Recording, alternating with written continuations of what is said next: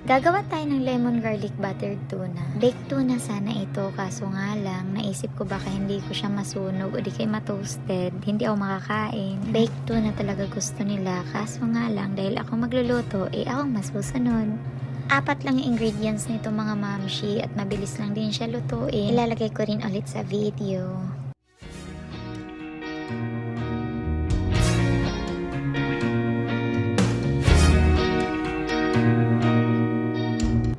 1 and 1/4 kilo ng tuna ito, pero iniwan ko yung ulo at buntot niya at 3 hiwang malalaki lang ang niluto ko. Instead na paminta ang nilagay ko, ay laurel powder yung pinangbabad ko at asin. Ipiprito ko siya tapos kunti lang yung mantika para hindi agad-agad maluto at tumigas yung loob nitong isda na ipiprito natin. Lulutuin din siya later sa butter kaya okay lang.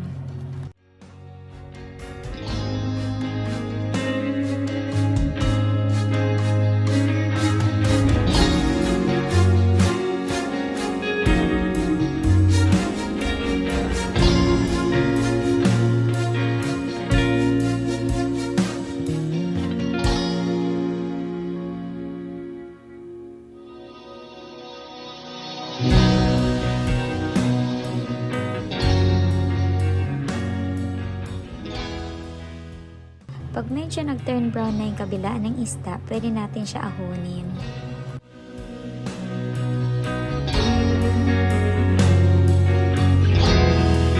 Nag-prepare ako ng isang buong garlic at kalahati ng butter at isasalang ulit natin yung kakaprito lang natin na isda.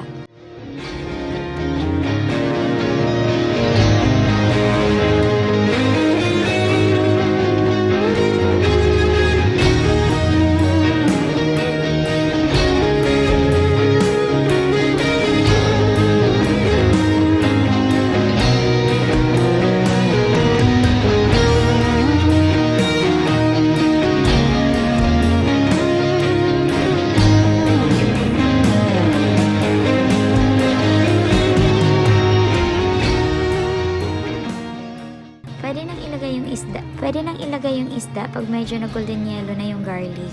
Dapat medium to low heat lang yung apoy nito mga mamshi. At after nito ilalagay na rin natin yung lemon juice.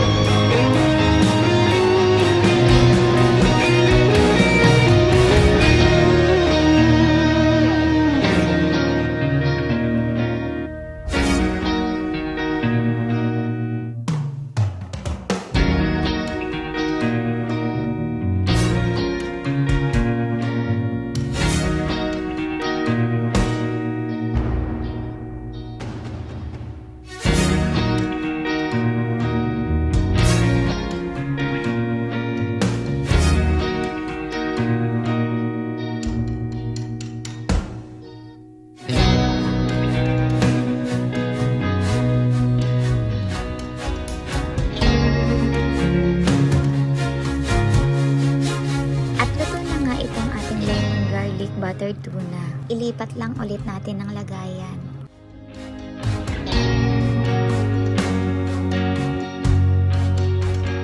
Di naman ako nagkamali mga mamshi sa niluto ko kasi so far napadami na naman sila ng kain at ako na naman ang sinisisi. Madami palang pwede gawin dito sa tuna bukod sa prito kasi prito lang talaga ang alam ko dito at ilalagay sa munggo o di kaya gawing lauoy, ganun. Mga pangsahog-sahog lang talaga siya. Nag-search ako sa internet. Ang dami palang pwedeng gawing luto sa tuna. Lagyan lang natin siya ng 3 slices ng lemon sa gilid para maganda naman siya tingnan. Mas lalo siyang yummy tingnan. Anyway, hindi lang siya yummy tingnan. Masarap talaga siya mga mamshi at try nyo na rin po ito. Thank you so much ulit mga mamshi sa panonood. Hope na enjoy kayo. Bye bye!